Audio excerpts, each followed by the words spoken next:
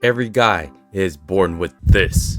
Some may say it's what makes you a man. However, when horny Turbo Baba invades your mind, body, and soul, it all changes because you're not just a regular man anymore. You're a man with golden balls. And it just so happens to go missing. Take this as a metaphor for the DanDaDan story with protagonist Takakura-ken, aka Okarun. When the mind and body is in search of the one, the other unknowingly yearning for the body of the guy with golden balls. There's nothing like the inadvertent body heat to body heat, skin to skin swap of particles traversing into the mouth back and forth. With the future half of you caught in the brief moment of sensational bliss, you have reached your nirvana until NTR and Jiji. This is DanDaDan's biggest, most prolific character dynamic cycle. The cycle of the DanDaDan story is to reel us in with some nice wholesome puppy love, only to take us on some wild adventures that involves this and this, only to bring us back to some more wholesome. Y'all need to quit playing, only to NTR us here and then NTR us some more. This is the vicious cycle of DanDaDan. This is Ken's epic character arc where he eventually gets the girl and beats out guys like in Jiji and Unjizuma. But here's the thing, beneath all the alien diddying and netorare, DanDaDan is also telling a real story about being average and what it means to still win. That is Okarun's arc.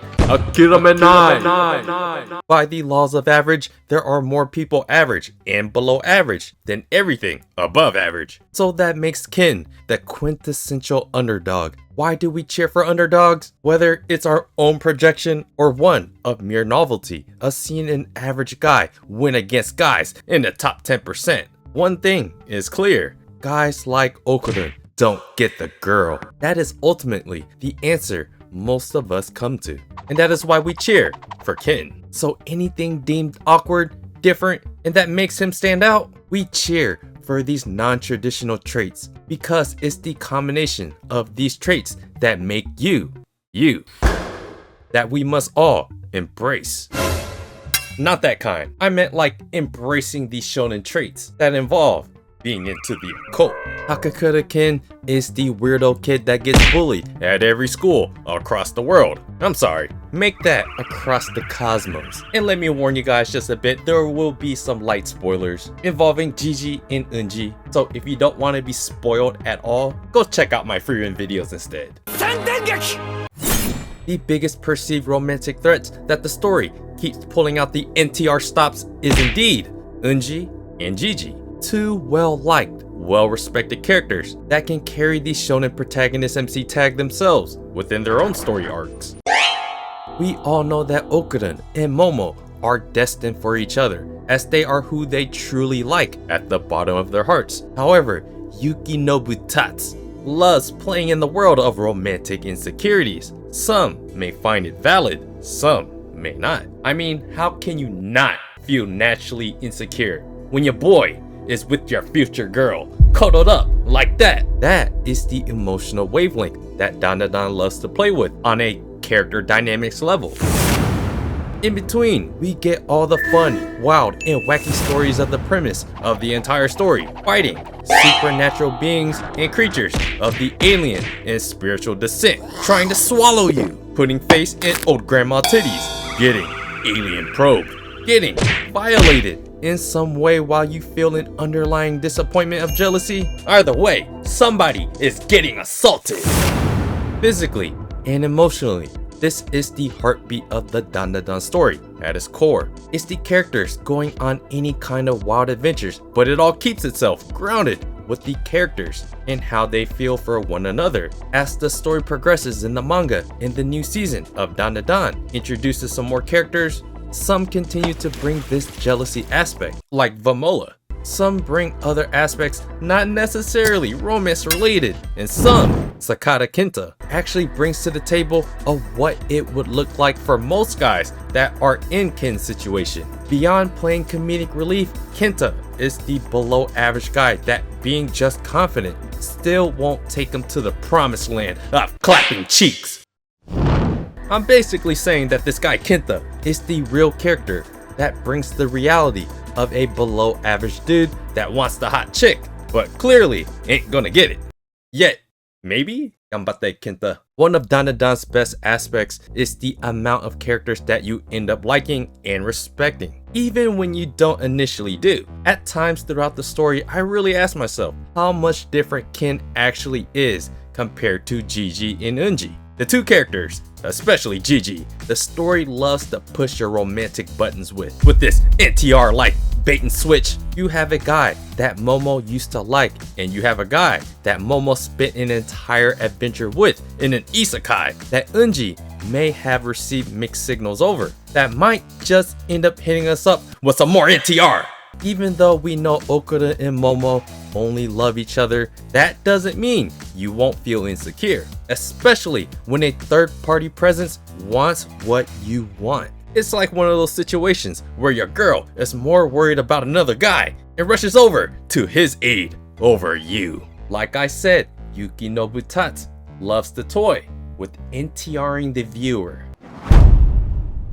Imagine having a girlfriend or a girlfriend you are trying to date, and this hot guy that is superior to you in every traditional way says things like, "You are hurting someone precious to me. You are precious to me. promise me this." Promise me that." In real life, we tell these guys, F off. From Ken's point of view, it is natural to feel some insecurity, even when we know Momo's point of view, that her heart lies within a certain particular guy's golden nuts. It's also painful to see Momo not really pushed back by Jiji's words that are clearly meant to steal your girl's heart. Then there's the whole entire isekai arc with just Momo and Eunji, where we're pretty much forced to see them be a tag team and build a platonic, almost not platonic, bond. This is why Shiratori Aira is so popular, and she will be my next DanDaDan video. To be totally fair, on the flip side, what the story does to Ken, toying with other potential love interests to get you annoyed, jealous, with sprinkles of NTR, happens to Momo as well, with Vamola, and especially with Shiratori Aira.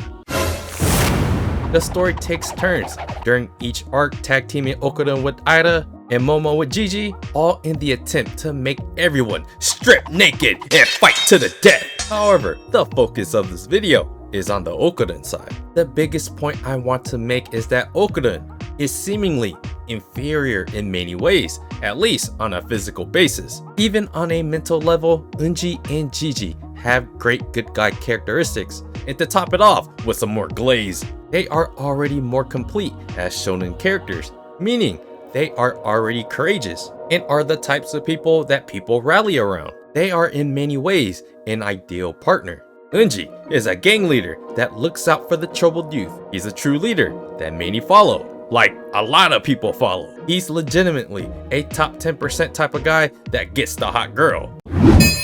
Jiji is the same. Ayase Baba mentions multiple times how talented he is, and it's a metaphor for his overall character. He has a heart of golden balls.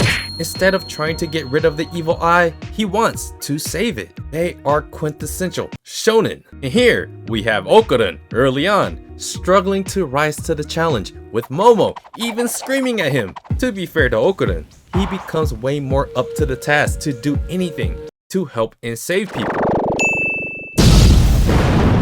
And we have seen how much he has grown in the manga, even after losing Turbo Baba's powers. Which begs the question, what is Ken now without his powers? Are you defined by magical golden twinkles? Jiji is still Jiji, and Eunji is still Eunji. This is where the traits that make you should shine brighter. And this is likely where the DanDaDan story is headed. Without these powers, how will Ken shine the most? It's those qualities that I mentioned that are hard to say that Jiji and Eunji basically already have. So now Ken has no choice but to show what he truly is made of. I mean, he could just develop some superpowers again too. So Ken, he is that geeky kid who is into abnormal weird stuff like Nessies that gets picked on in school, but that is exactly why we cheer for him.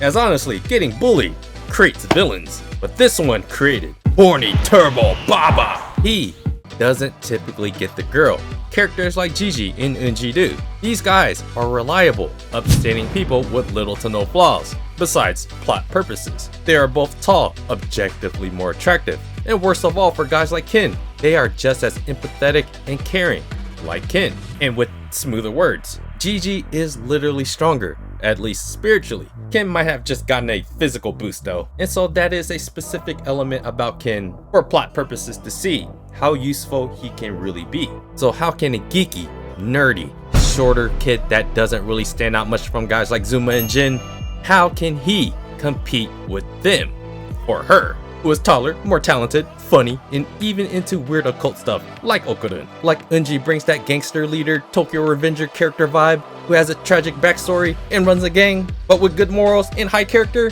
He absolutely has a backstory that girls would totally fawn over.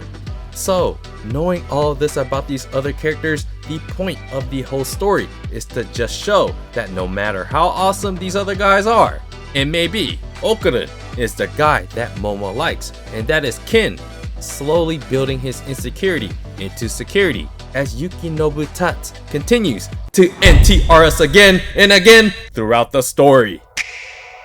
The silhouette's burning, embers rising high, like a chemical fire, the flame won't die. It's like most romances. You like who you like, no matter how much we like or think the other character is more deserving. It's a conundrum of the heart and golden balls. Ultimately for Ken, Okarun, Takakura, it's about being an underdog that is just being purely you. And the heroine ends up loving you for just being you. It's the geeky, nerdy guy that captured Momo's heart against the field of guys. Momo likes him and only him. That's why we cheer for him to embrace every shonen trait of him being him, to grasp every moment to shine, to show his best self. That includes beating up weird alien ditties. That is DanDaDan in a nutshell. From a character romantic dynamic to constantly put them in an NTR situation, only for Ken and Momo to be together in the end.